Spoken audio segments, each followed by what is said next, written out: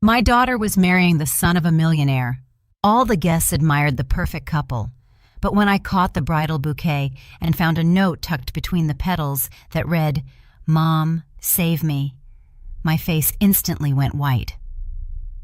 Welcome to Betty's Stories. I share new life stories here every day, and I'd really appreciate it if you hit subscribe and liked my video. Now, let's jump back into my story. I'm sure you'll love it if you keep listening till the end. Doris Jones stood near the edge of the dance floor, unable to tear her eyes away from her daughter. Simone, in a snow-white gown embroidered with pearls and crystals, looked like a fairy tale princess come to life. The light from the massive chandeliers shimmered on her hair, styled in an elaborate updo, and her train floated behind her like a soft cloud. Standing next to her was Preston Sturgis, tall, distinguished, and wearing a perfectly tailored tuxedo. He smiled at the guests with the confident smirk of a man accustomed to getting whatever he desired. The wedding was being held at the Sturgis Ancestral Estate, about 30 miles outside the city. Doris had never been to a place like this. It was a massive house with columns, marble staircases, and crystal chandeliers the size of small cars. In the garden, where tables were set up for the guests, hundreds of roses perfumed the air, and a transparent tent, decorated with garlands of fresh flowers, was stretched over the dance floor. Waiters in white gloves served champagne, and on a separate table stood a 4-tiered cake, each layer a work of art. Doris mechanically adjusted her own outfit, a modest beige dress she'd bought at a local department store. Next to guests in designer clothing, she felt completely out of place. The women sparkled with diamonds, the men discussed business and yachts, and she, a local certified public accountant for the county health department, could only nod and smile. "Doris, you must be so happy," chirped some distant relative of the groom, dripping in gold and furs, even though it was a warm May evening. "Your daughter has made such a match. Preston is the heir to an entire empire, you know. Real estate, construction, investments. She'll never want for anything now." "Yes, of course." Doris forced a smile. "I'm very happy for Simone." The woman kept talking, but Doris was no longer listening. Her eyes found her daughter again in the crowd. Simone stood next to Preston, accepting congratulations, but something in her posture made her mother's heart clench. Her back was too straight, her shoulders tense, her smile looked painted on. Doris knew every curve of her daughter's face, every habitual expression. And right now, she saw that Simone was not relaxed, not enjoying that light, genuine happiness a bride should feel on her wedding day. Doris remembered how just 6 months ago, Simone had come to her, beaming, to tell her about meeting Preston. It happened at a trendy cafe where Simone was with her friends after work. Preston had approached their table, apologized for his boldness, and said he couldn't leave without meeting such a beautiful woman. Simone had laughed when recounting the moment to her mom. "Mom, you should have seen the way Kendra and Sierra stared at him. He's so dashing, so confident, and his eyes are gray, piercing. And the compliments he gave me weren't tacky. They were sophisticated." Doris had rejoiced with her daughter then. It had been 10 years since the divorce from Simone's father. Simone had grown up, earned a degree in interior design, and was working at a small studio. She'd had relationships, but nothing serious. And now she'd met a man who, from the first glance, had courted her beautifully and lavishly. Flowers every day, dinners at restaurants whose names Doris had only seen in magazines. Gifts weren't trinkets, but expensive jewelry and designer handbags. Preston immediately took Simone to meet his parents, who received her graciously. Everything unfolded like a movie, fast, bright, and thrilling. Then, after only 3 months of dating, Preston proposed. Right there in the same cafe where they met, he dropped to one knee in front of the whole room and held out a box with a diamond ring that sparkled so brightly Simone had to squint. "Of course," I said yes, Simone had told her. "Who would turn down a prince like that?" But Doris remembered the excitement in her voice. Yet, for some reason, the soft, warm joy that usually accompanied real love was missing. There was an anxious quality to it, as if Simone were trying to convince herself that this was the right thing to do. "Mom, do you understand what a chance this is? He's smart, successful, wealthy. I won't have to bust my butt working 3 jobs like you did after the divorce. I can pursue my passion, open my own studio, travel." Doris decided then that it was normal. Her daughter was simply excited and thinking practically about her future. Love was one thing, but you had to have something to live on. She herself had married Simone's father, not so much out of great passion, but out of a desire to build a family, have children, and have a reliable shoulder to lean on. The reliable shoulder, however, turned out to be capable of cheating right and left over 15 years of marriage, and then leaving for a younger mistress, leaving Doris to raise a teenage daughter alone. Perhaps that was why Doris so desperately wanted to believe that things would be different for Simone, that Preston was truly a decent man who would love and cherish her girl, and that money and status, this time, came packaged with integrity and respect. The wedding preparations were lightning fast. Preston's parents insisted that everything be top tier, hiring an organizer who had previously planned events for celebrities.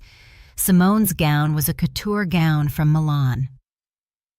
The mansion began to be decorated a week before the ceremony. The guest list was drawn up for 200 people, though Doris personally knew maybe 20 of them, relatives, a few of Simone's friends, and a couple of colleagues. Everyone else was the Sturgis family's acquaintances and business partners. Doris felt almost like an outsider at this wedding, as if she had come to an event that had nothing to do with her. She wasn't even seated near her daughter, but off to the side, at a table with the groom's distant relatives. When Doris gently tried to hint to Simone that she'd like to sit closer, her daughter had offered a strange smile and said, "Mom, Preston and his parents assigned the seats. They have some kind of protocol, you know, business partners, status, all that. Please don't be offended, okay?" Doris wasn't offended, but a residue remained, and now, standing apart from the general merriment, she felt that residue more sharply than ever. The music changed, and a slow dance began. Preston took Simone's hand and led her to the center of the floor. Guests stepped back, forming a circle, and everyone pulled out their phones to film the newlyweds' first dance. Doris also took out her old smartphone and aimed the camera at her daughter. Preston placed his hand on Simone's back, and Doris noticed how tightly he was gripping her. He wasn't gently holding her, he was clutching her, his fingers digging into the fabric of the dress, his knuckles white. Simone flinched for a moment, as if in pain, but then instantly put her smile back on, tilting her head back to look up at her groom. A perfect pose for a photograph, a beautiful picture. But Doris saw that her daughter's gaze was empty, as if she wasn't truly there in the moment, but somewhere far away, as if she was just performing a pre-rehearsed routine. Step left, step right, smile, turn. "What a lovely couple," exclaimed a nearby aunt in a purple dress and a feathered hat. "Real love, you just can't look away." Doris wanted to object, to say that something was wrong, that her mother's intuition was screaming a warning, but she kept silent. Who would listen to her? Everyone else saw the ideal picture. The handsome millionaire groom, the charming bride, the lavish wedding. How could anyone be unhappy in a fairy tale like this? The dance ended, and the guests applauded. Preston kissed Simone, a long, performative kiss for the flashing cameras. When he pulled away, Doris saw her daughter subtly wipe her lips with the back of her hand. It was a fast, almost imperceptible movement, but Doris saw it, and everything inside her turned ice cold. She remembered the last few months before the wedding. Simone had been visiting less and less. They used to call almost every day, chatting about everything, work, friends, trivial things. But then the conversations became short and strained. When asked how she was, Simone would answer in monosyllables, "Fine, Mom, just tired. The wedding, you know, so much to get done."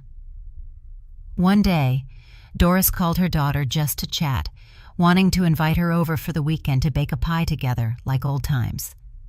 Simone spoke softly, almost in a whisper. "Mom, I can't right now. Preston's home, we're busy. I'll call you back later." But she never called back. And when Doris called her number 2 days later, Simone sounded frantic. "Mom, why are you calling so often? I'm an adult. I have my own life. I'll call you when I have time." Doris had felt hurt then. They didn't speak for a whole week. Then Simone called first, apologized, and said she was stressed from the wedding preparations, that her nerves were shot. Doris understood and forgave her, but the residue remained. Now Doris observed how Preston didn't leave Simone's side for a single second. When her friends Kendra and Sierra came over to congratulate the bride, he stood right there, listening to their conversation and interjecting his own comments. When Simone headed to the drink table, he followed. When she wanted to go touch up her makeup, he took her hand and said something that made Simone nod and stay put. A thoughtful groom, the guests would think, a caring husband who doesn't want to let his wife out of his sight for a minute.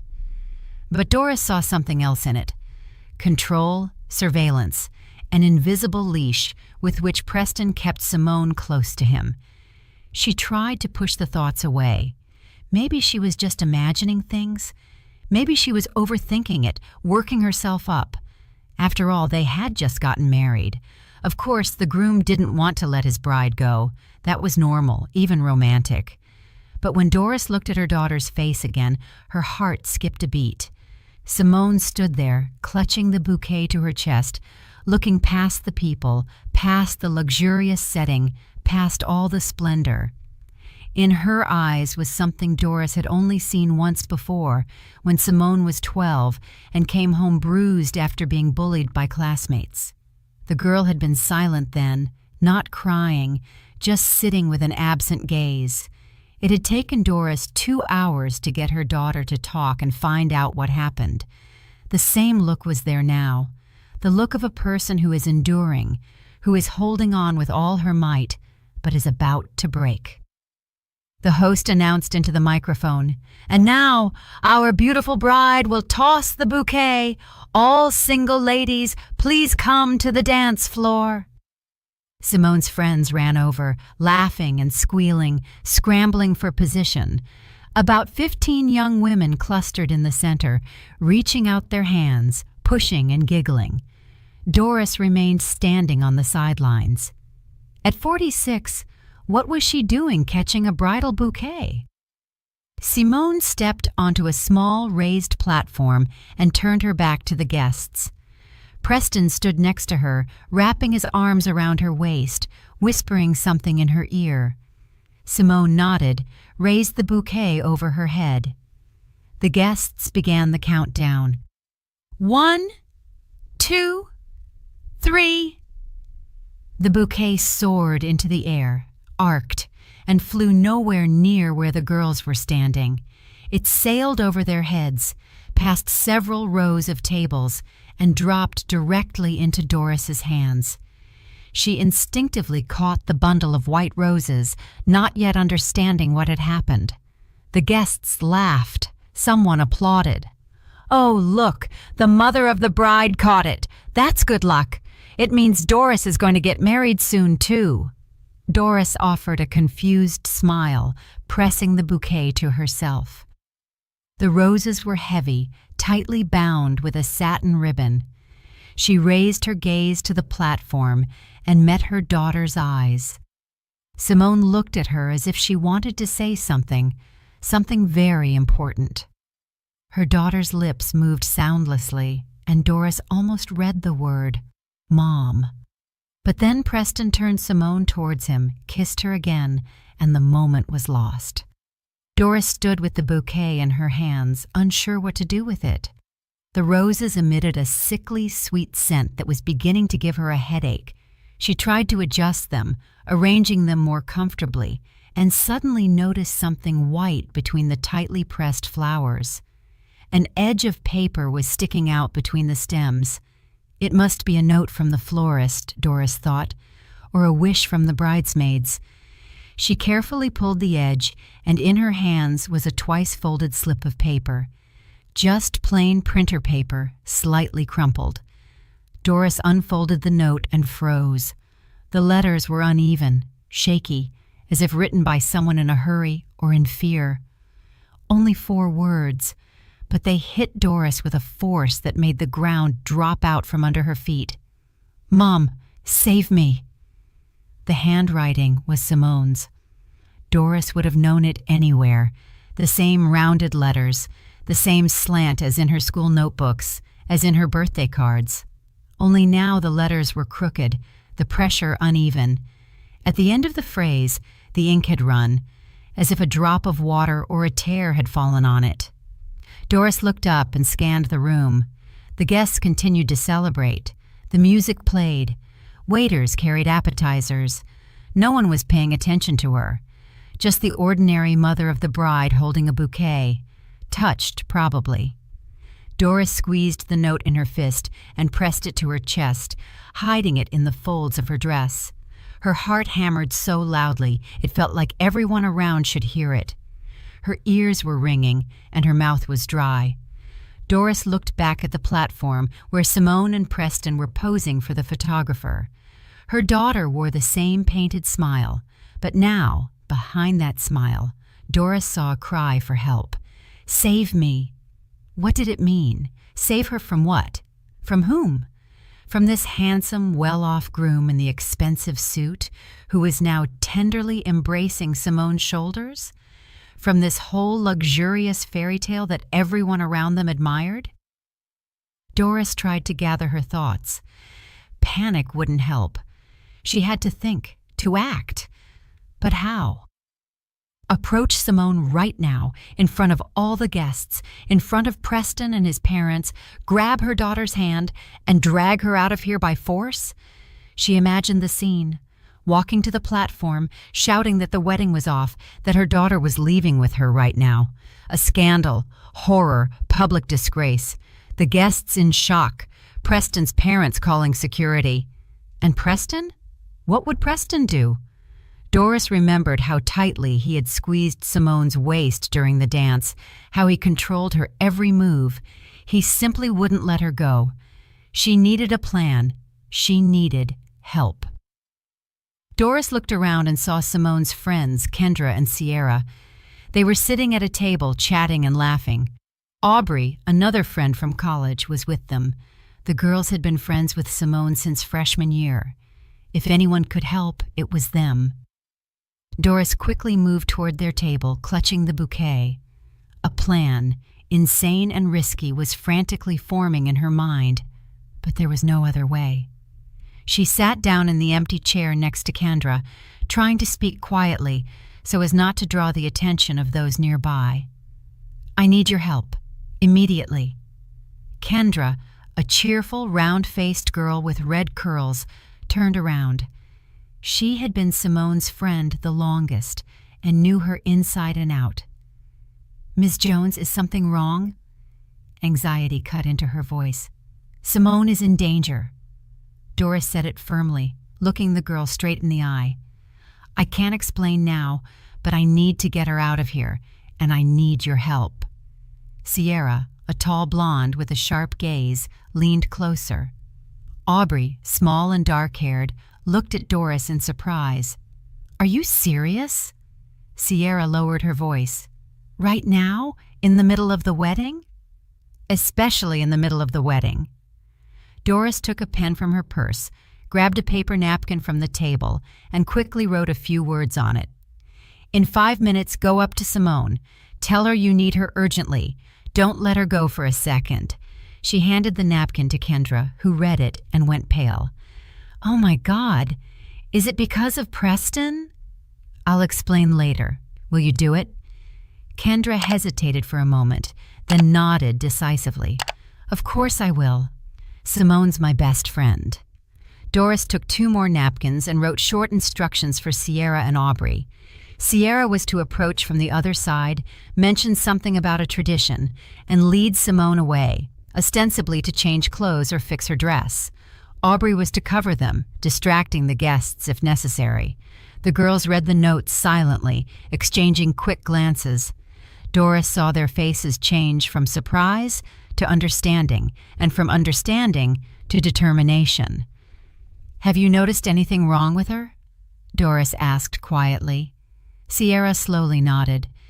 She's been different for the past couple of months, kind of withdrawn. We used to see each other every week, chat about everything. Then she started canceling meetups, saying she was busy. When we did get together, she was constantly checking her phone, jumping if it rang. I just thought she was in love, that it was the effect of a new relationship. I saw a bruise, Aubrey said unexpectedly, pointing to her shoulder. About 3 weeks ago, when we went shoe shopping for the wedding. She said she bumped into a door, but the bruise was weird, in the shape of fingers, like someone had grabbed her hard. Doris's stomach twisted, fingers grabbing. So it had started even then, maybe earlier, and she, her mother, hadn't seen anything, hadn't noticed, writing off her daughter's odd behavior as pre-wedding stress. I tried to talk to her about it once, Kendra added, fiddling with the edge of the napkin. I asked directly, Simone, are you really happy? Maybe this is too fast. Maybe you should wait. She looked at me like she was scared and said, Kendra, everything is fine. I'm just nervous. It's the wedding, But I saw she was lying, and I still didn't do anything. She sighed. I was afraid to interfere. I thought, what if I'm wrong? What if they really are happy? Stop blaming yourselves, Doris said sharply. There's no time for that. We're going to fix this now. Are you ready? All 3 girls nodded. Then listen up. In 5 minutes, Kendra, you go up to Simone. Tell her you have to carry out an important tradition. The bride needs to have a moment alone with her friends to make a wish, something like that. Improvise. The main thing is to get her away from Preston. If he won't let her go, Sierra, you back her up. Go right after. Support her. Say it's a mandatory part of the program that the planner forgot to include in the script. Preston won't want to look like the man who spoils traditions. Aubrey, you distract his parents. Engage them. Ask a question. Hold their attention. I need the girls to get Simone away for at least a couple of minutes. And after that? After that, I'll take over. I have a plan. Doris wasn't sure the plan would work. All she had was a desperate desire to get her daughter out of this place, out of this trap. She looked at the platform again.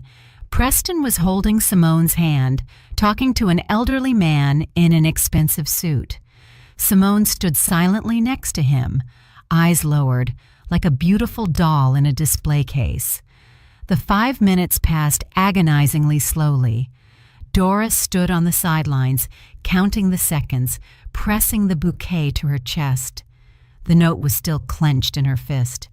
Finally, Kendra got up from the table, straightened her dress, exhaled, and headed toward the platform. Kendra approached Simone, hugged her, and said something cheerfully. Preston turned to them, his face inscrutable. Kendra continued talking, gesticulating. Simone nodded and said something to Preston. He frowned. Doris saw his lips form a refusal, but then Sierra approached, linking arms with Simone from the other side, smiling broadly.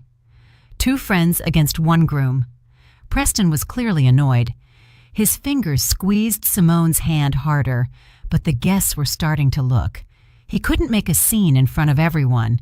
He slowly unclenched his fingers.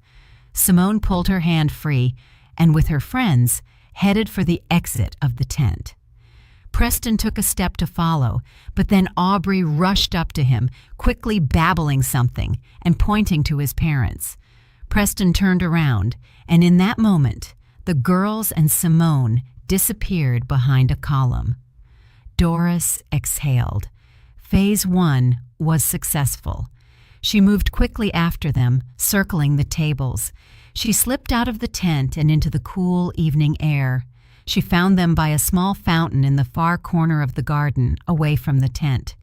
Simone was sitting on the stone ledge. Her friends stood nearby. "Simone, what's going on?" Kendra was asking. "Your mom said you were in danger. Is it true?" Simone was silent, hugging herself. In the lantern light, Doris saw that her daughter was trembling. "Simone." Doris approached and crouched in front of her daughter, taking her cold hands in hers. "I got your note." Simone looked up. Her eyes were swimming with the tears she had held back all evening. Her lower lip trembled. "Mom, I couldn't. I didn't know how else. He watches me all the time. I can't even talk to you alone." The words came out choked and fragmented. Simone pressed her mother's hands to her face and finally cried, a quiet, muffled cry, as if she was afraid of being heard. "It's okay." Doris stroked her daughter's hair, feeling rage well up inside her. "Everything will be fine. We're leaving now." "No," Simone shook her head. "It won't work. He won't let me. His parents. They said if I call off the wedding, they'll destroy you. They'll find a way to get you fired from your job. Make sure you can't get hired anywhere else." "Let them try." Doris said it with such force that Simone flinched. "I'm not that easy to destroy, and I won't let anyone hurt you. You're my daughter, and if I have to fight their whole family, their money, and their connections, I will fight." She stood up. "But you are going to stand up right now, and we are leaving this place together." "Ms. Jones is right," Kendra said firmly, crouching down next to them. "Simone, we won't let anyone hurt you. Not Preston, not his parents. We're with you."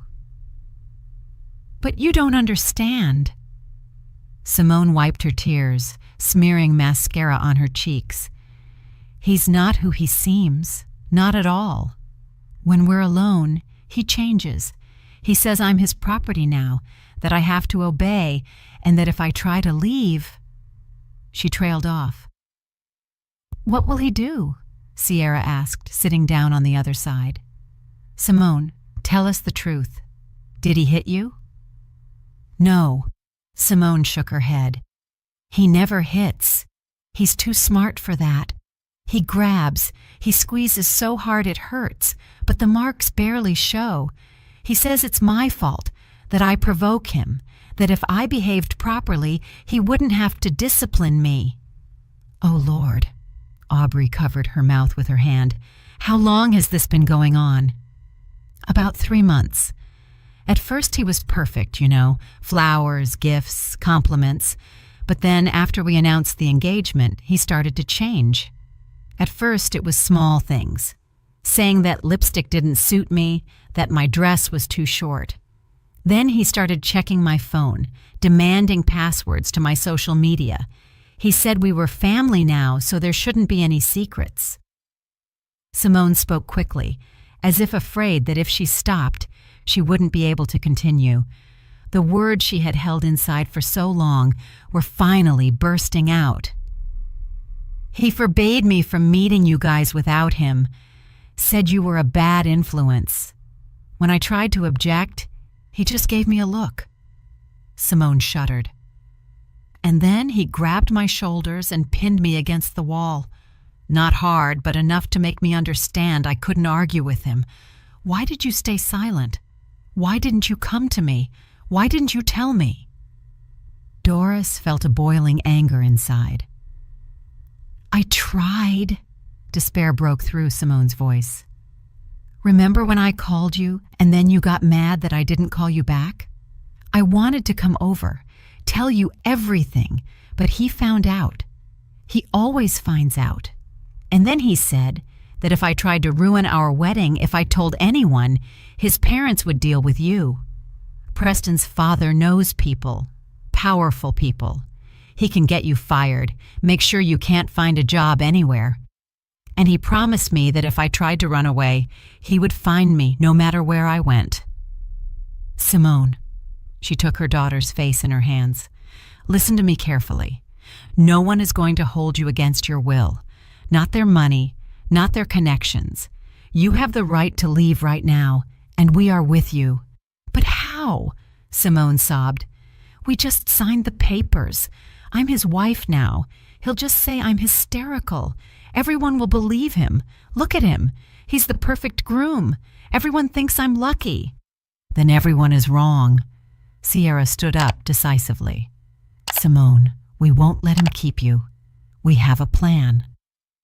Doris also stood up, helping her daughter rise. We're going back to the tent right now, and you are going to announce that you are leaving in front of everyone, so no one can say later that you just snuck away. He won't let me talk, Simone whispered. He will. Kendra took her hand. Because we will be right there, all four of us. Let them try to stop us. They started back toward the tent, a strange procession in the evening twilight, a bride in a torn dress, her mother and 3 friends. Doris walked in front, clutching the bouquet with the note inside. Her heart was pounding, but the fear was gone. There was only cold calculation and resolve. When they walked into the tent, the music was still playing, and the guests were still celebrating, but a few people immediately turned. A whisper ran through the tables. Look, the bride is back. What happened? Her dress is torn. She was crying. Preston was standing near the head table, talking to his father, Mr. Sterling Sturgis. Seeing Simone, he strode toward her quickly, his face dark. Where have you been? He spoke softly, but his voice was steel. I told you not to leave me. Step away from her. Doris stepped between him and her daughter.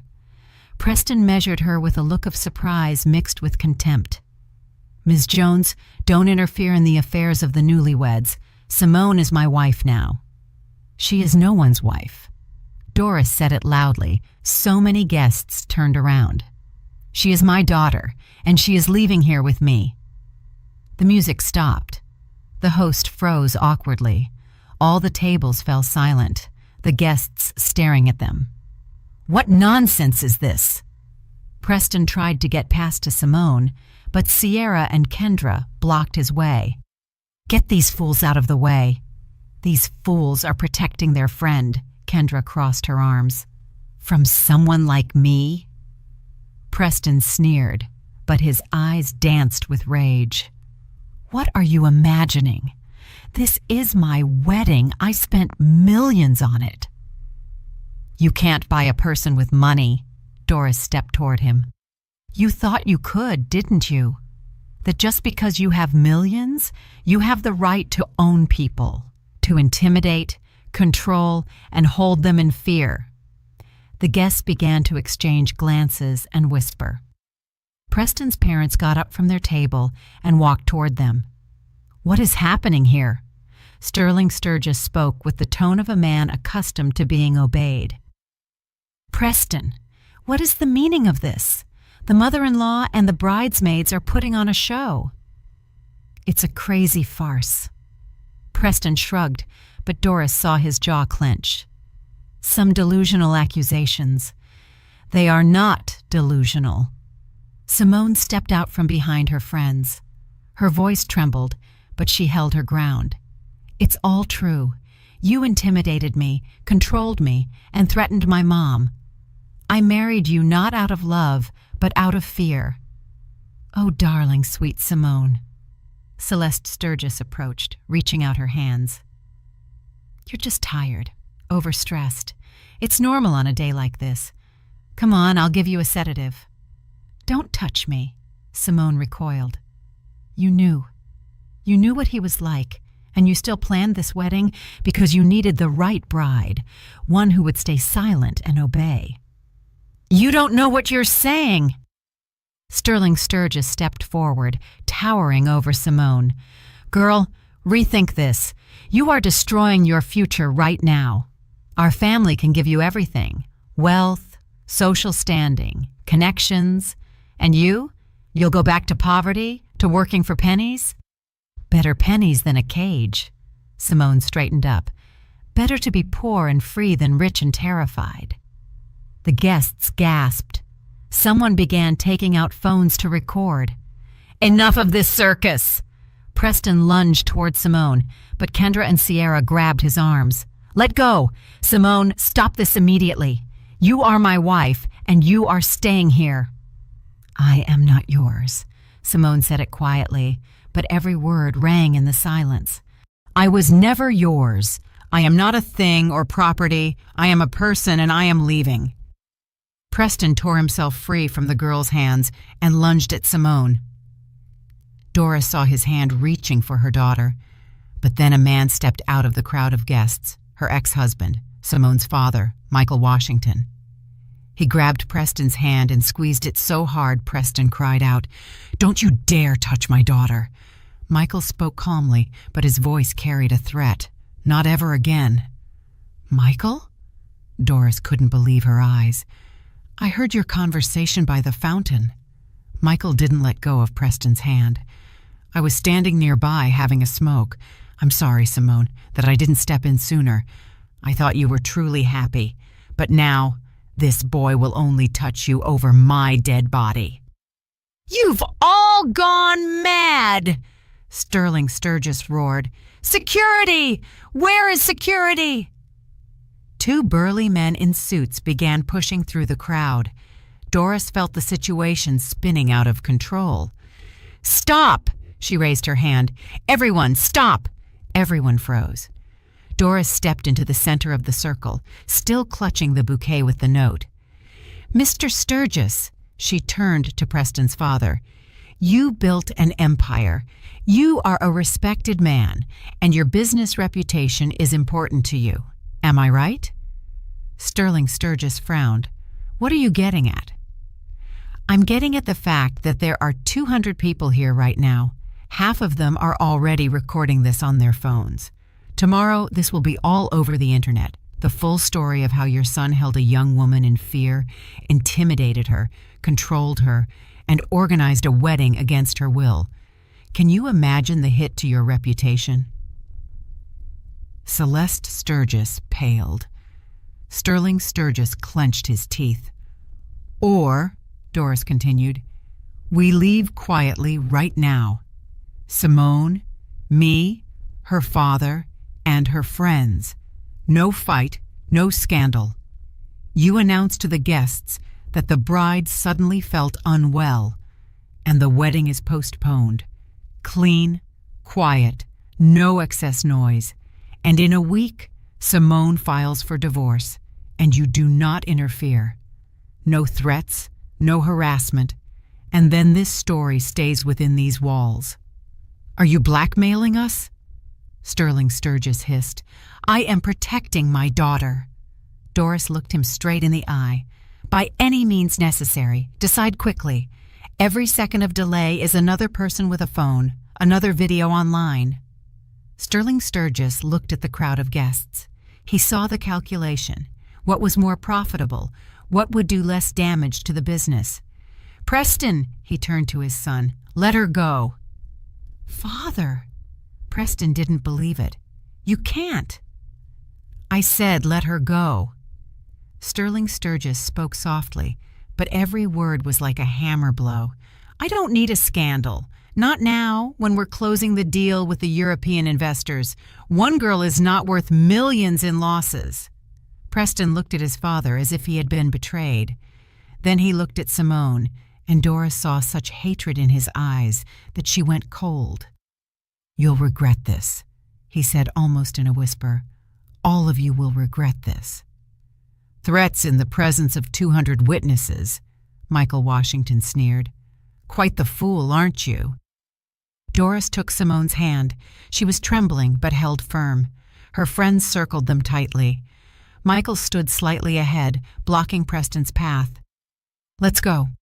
Doris pulled her daughter toward the exit. They moved slowly through the crowd of guests. People stepped aside, some with sympathy, some with judgment. Doris heard the whispers. "Poor girl. What a disgrace. Can you believe it? The Sturgises are humiliated. She's brave. I wouldn't have had the nerve." When they walked out of the tent, Simone stumbled. Doris caught her, and her daughter leaned into her, finally allowing herself to relax. Tears flowed freely, without restraint. "Mom, I was so scared. I didn't think I could do it." "You did."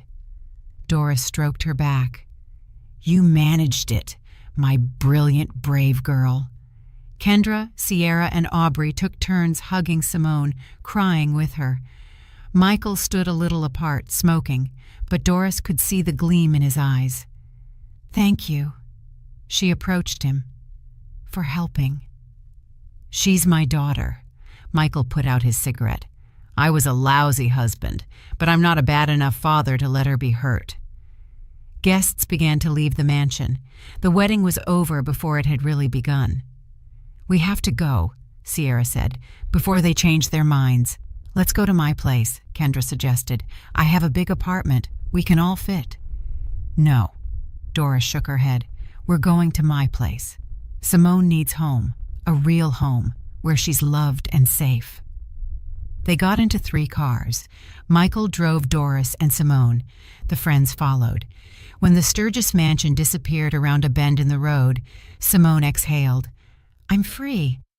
"Free," Doris repeated, kissing her daughter's head. "And you will never be anyone's property again." The first few days after that ill-fated wedding passed in a fog. Doris took a week off from work. Simone barely left the couch in her mother's small 2-bedroom apartment, wrapped in an old throw blanket she remembered from childhood. Doris cooked her daughter's favorite meals: meatloaf and mashed potatoes, chicken soup, blueberry pancakes, simple comfort food. Simone ate little, but Doris didn't push. She simply sat nearby, holding her daughter's hand, stroking her hair. Sometimes Simone cried softly. Sometimes she was silent for hours. And sometimes she started talking in fragments, feverishly recalling the details. "He said I was stupid." Simone sat with her knees hugged to her chest. Rain fell outside the window. "That my design work was childish, that real professionals would laugh at me. When I showed him a project I'd worked on for a month, he looked at it for 5 seconds and said, 'Well, it's not bad for an amateur.' And then he added that I shouldn't work at all, that a millionaire's wife shouldn't be stuck in some pathetic studio for pennies. But you are still incredible." Doris hugged her daughter tightly. "You wrote the note. You asked for help. That takes immense courage." "I wrote it in the restroom with shaking hands." Simone managed a humorless chuckle. "He even tried to follow me there. I barely managed to excuse myself. I wrote the note on a scrap of paper and tucked it into the bouquet while it was on the table. I prayed that bouquet would fly to you." "And it did." The friends came every day.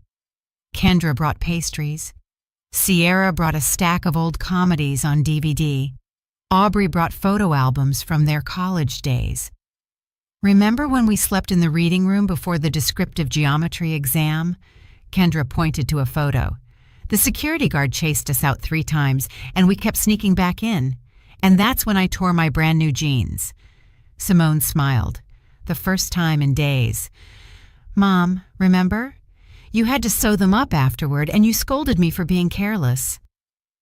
"I remember." Doris stroked her daughter's head, glad she had fixed them, because those jeans were a part of her real life, the one where she was herself. A week later, Simone decided to leave the apartment. She and Doris went to a small cafe on the corner that made the best carrot cake in the city. "I need to see a lawyer," she said, stirring sugar into her cup. File for divorce. Officially close this chapter. I've already found a good specialist. Doris took a business card out of her purse. Attorney Vanessa Thompson. She handles family cases. A friend from work recommended her. Thank you, Mom. Simone took the card. You do so much for me. Live. Doris covered her hand with hers. Be happy. That's the only repayment I need. The meeting with the lawyer, Vanessa Thompson, went surprisingly smoothly. She listened to Simone's story, nodding. A classic case of abuse. It's a good thing you left immediately. We will file for divorce on the grounds of impossibility of maintaining the marriage. The main thing is, do not have any contact with him or his family. All communication goes only through me. What if they try to use their influence? Simone clenched her fists. Let them try. Vanessa Thompson smiled thinly. I have connections too. We'll win this, Simone, I promise. Leaving the office, Simone felt lighter. The next step was deciding what to do next. Simone didn't want to go back to the studio where she used to work.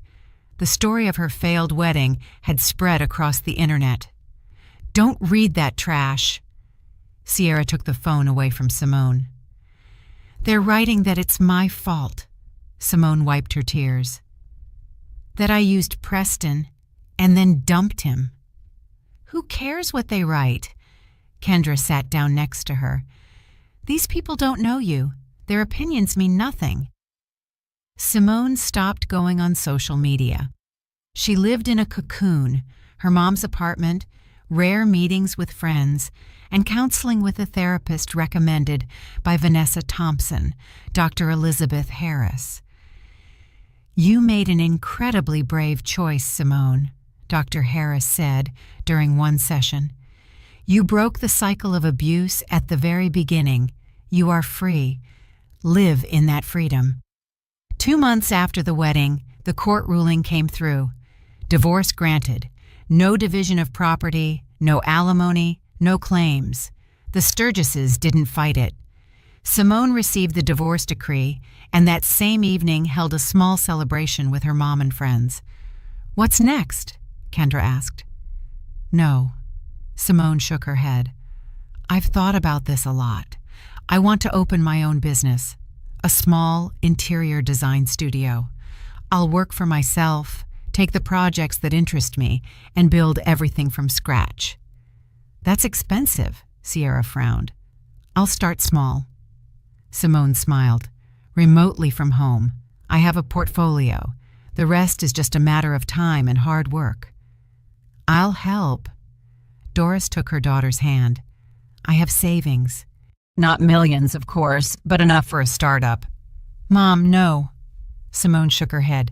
That's your money. For your happiness, Doris interrupted. And what could be better than helping my daughter start a new life? Simone hugged her mother. Thank you, she whispered, for everything, for saving me, for believing in me, for loving me just the way I am. Always, Doris kissed the top of her head. I will always love and protect you. You're my girl. The next few months flew by in work. Simone created a website, launched her social media pages, and began taking her first orders. She worked with pleasure. Doris helped as much as she could, managing the bookkeeping and providing moral support. They became closer than ever. 6 months after the divorce, Simone received a commission to design a small apartment. The meeting with the clients took place at a cafe.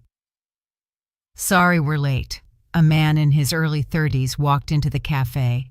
Traffic was terrible today. No problem, Simone smiled. I'm Simone, the designer. Julian Harper. He extended his hand. Architect, and this is my sister Lena. We're redoing her apartment. Julian turned out to be a person who was easy and interesting to work with. He was a professional who respected her opinion. Simone felt like an equal partner. A couple of months into their collaboration, Julian invited her out for coffee. Gradually, their meetups became regular, once a week, sometimes more often. Coffee, walks, trips to the movies. Julian was calm, attentive, and had a good sense of humor. He didn't pressure her. One day, as they were sitting on a park bench watching the sunset, Julian asked, "Simone, can I ask you a personal question?" Simone tensed up, but nodded. "Were you ever married?" "Very briefly," Simone exhaled. "A few hours. The wedding didn't work out." "Got it." Julian nodded. "Do you want to talk about it?" "Not right now," she confessed. "Maybe later, when I'm ready." "That's fine," he smiled. "Then just know that whatever happened in the past doesn't make you any less. You're awesome, talented, strong, and I like spending time with you." Simone rested her head on his shoulder. A year after the divorce, Simone opened a small office, 2 rooms downtown. Her mom, friends, and even her dad came to the opening. Julian brought a huge bouquet of flowers and a bottle of champagne. "To new beginnings," he raised his glass. "May dreams come true and troubles retreat." "To freedom," Simone added. Doris stood aside, watching her daughter. Simone was laughing. Her eyes were bright, her cheeks rosy, and her movements were light and free. This was a living, genuine, happy person. "You did good." Kendra approached Doris and hugged her shoulder. "You saved her that day." "I'm her mother," Doris smiled. "What mother wouldn't save her daughter?" In the evening, Simone and Doris stayed alone in the new office. They sat on the windowsill. "Mom," Simone took her mother's hand. "I want to tell you something. If it hadn't been for that note, if you hadn't understood, hadn't rallied everyone, hadn't pulled me out of there, I would be living in a nightmare right now. You truly saved my life, and I will never forget that. You are the best mom in the world." Doris hugged her daughter. Then Simone asked, "Mom, how about you? You need to live and be happy too." "I am happy," Doris smiled. "When I see you happy, that is my happiness." "But you deserve your own happiness," Simone insisted. "Maybe it's time to start dating someone?" "We'll see." Doris waved her hand dismissively, but something warm stirred in her soul. A few months later, when Simone and Julian officially started dating, Doris knew everything unfolded exactly as it should have. That terrifying wedding, the note in the bouquet, the escape, it was all not an end, but a beginning. One evening, Simone came to visit her mother. "Mom, remember that note? The one I hid in the bouquet?" "Of course I remember." Doris nodded. "I keep it in my jewelry box with your childhood drawings. That note is a symbol of your strength, not your weakness." Simone thought for a moment, then smiled. "You're right, you know. I was trapped then, but I found a way out, and you heard me."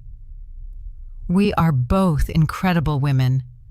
Doris clinked her teacup against her daughter's. Another year later, Julian proposed to Simone. It was simple, on the same park bench where they first really talked. "I'm not a millionaire," he said. "I can't offer you mansions and yachts, but I can promise that I will respect you, listen to you, and support you, that you will always be free, even when you become my wife. Will you marry me?"